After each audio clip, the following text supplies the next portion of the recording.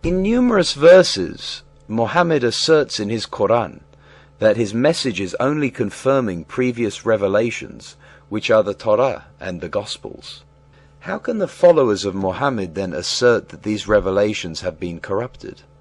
As you know, we encounter with the greatest of frustrations the Muhammadan mantra that the previous revelations, the Hebrew Bible and the New Testament, had been corrupted. They do so with extreme affront, but with the absolute conviction that this is the case, without ever understanding or thinking about the theological and historical consequences of such an obscene and unsubstantiated set of accusations. This allegation is publicly and gleefully declared by their allegedly most learned scholars and apologists for Muhammadan Islam, such as Zakir Naik and Ahmad Didat, for example. Like every other belief system, Muhammadan Islam had its detractors from its very birth, and, like every other belief system, it has its defenders. This chapter is a summary critique of some common Muhammadan defenses and the orthodoxy of those defenses with regard to the Quran.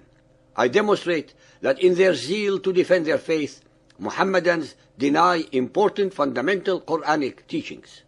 Muhammadan apologists have long been obeying the Quranic directive, Al-Nahl 16:1-5, to invite all to the way of the Lord, with wisdom and beautiful preaching, and argue with them in the ways that are best and most gracious. With this invitation, I shall address the intellectual defenses of Muhammadan Islam. The Quran is very clear about a number of facts. I would like to point them out to you. Allah's word cannot contain error and cannot change. Allah is said to preserve the Quran in surahs 15.9, 41.41-42, 85.21-22, 56.77-78, and later the words of Allah are said to be unalterable. Al-An'am 6.34. There is none that can alter the words and the decrees of Allah, and none can change His words. Let us together reflect here for a moment. If the Quran is true, and if Allah is the same as the God of Israel and Jesus, then what Allah inspires cannot change, nor can it be corrupted. So we ask the obvious question: are not the Torah and the Gospels repeatedly said to be inspired by Allah? Any Muhammadan who knows the Quran should know the answer. Al-Imran 3.3 tells us, "It is He who sent down to thee, step by step, in truth, the book, confirming what went before it. And He sent down Tawrat, law of Moses, and the Injil, gospel, before this, the Quran, as a guide to mankind, and He sent down the criterion of judgment between right and wrong." Typical of every mention of the Torah and the Gospels, there is not a word, implication, or indication therein about any textual corruption. Surahs Al-Imran 3.7, 21, 23, 48, 84, 65, 93, 184, 199. Al-Nisa 4.44, 51, 136. Al-Ma'idah 5.15, 43, 49, 57-59, 66-69, 113. Al-An'am 6.91, 154. Yunus 10.37, etc., etc., all confirm rather than repudiate the Torah and the Gospels. Al-Ma'idah 5.43-49, for example, starts off with a revealing passage. "But why do they come to thee for decision when they have Torah before them? Therein is the plain command of Allah, yet even after that they would turn away." وَكَيْفَ يُحَاكِمُونَكَ وَعِنْدَهُمُ التَّوْرَاتِ. From all the above, and beyond a shadow of a doubt, Muhammad believed without equivocation that the text of the Torah was divinely revealed and most certainly uncorrupted in the 7th century. The same fact is echoed in the following verses of this same surah, while verses 66 and 68-69 make it crystal clear that the problem with the Jews was only their refusal to stand fast by the Torah, the Gospel, and all the revelation that has come to you from the Lord. Verse 15 states that they pass over the truths of Allah.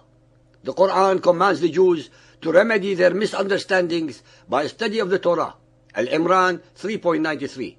"Bring ye the Torah and study it, if ye be men of truth. Further evidence of the integrity of the text is found in Al-Nahl 16.43, Al-Anbiya 21.7, and Al-Ahqaf 46.10. Say, see ye, if this teaching be from Allah, and ye reject it, and a witness from among the children of Israel testifies to its similarity with earlier scriptures, and has believed, while ye are arrogant, how unjust you are. Truly, Allah guides not a people unjust.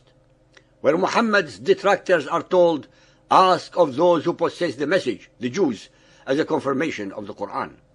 These points cannot be overstressed, even at the risk of flogging them to death, because nonetheless, the followers of Muhammad will still attempt to discredit and disprove all of our references. For a Muhammadan to be in accordance with the Quran, in his belief system, he cannot maintain that the Torah and the scriptures are corrupted unless the corruption took place after the Quran was written. Muhammadans must differentiate between ignorance of the Quran or the Bible and corruption of the Quran or the Bible.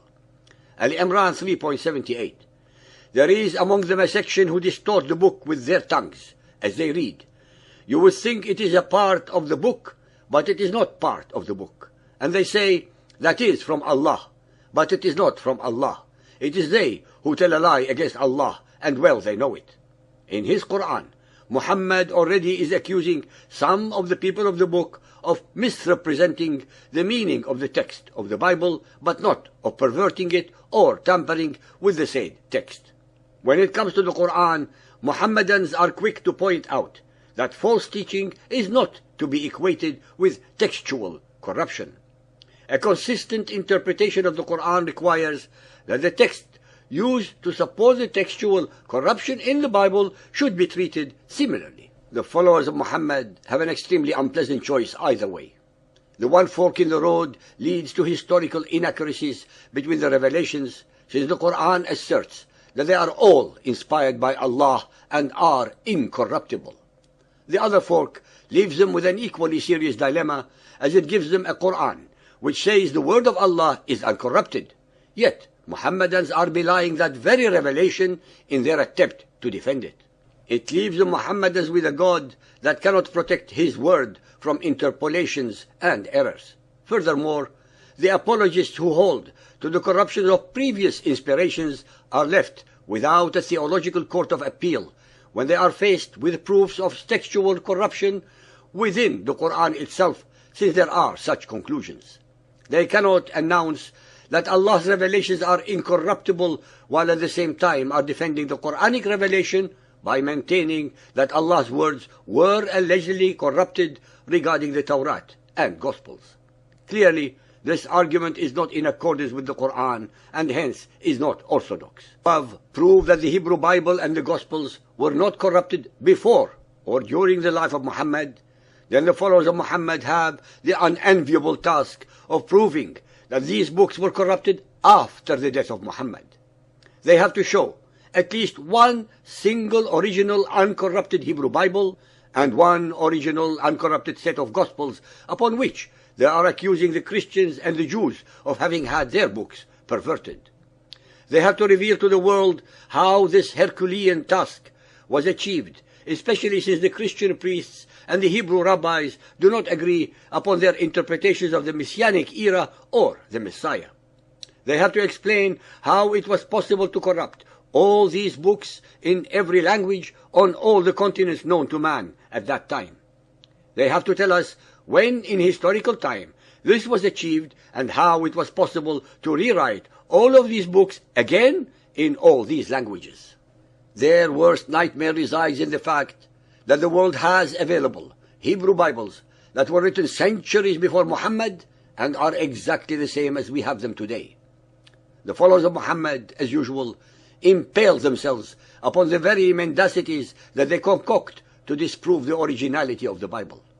They are so ignorant and oblivious to facts and reality, and so deep in denial, that they do not comprehend the resultant and self-evident conclusion that if the Hebrew Bible and Gospels are corrupt, then the Quran itself is automatically corrupt also, since Muhammad uses these very allegedly corrupted books as witnesses to the veracity of the Quran.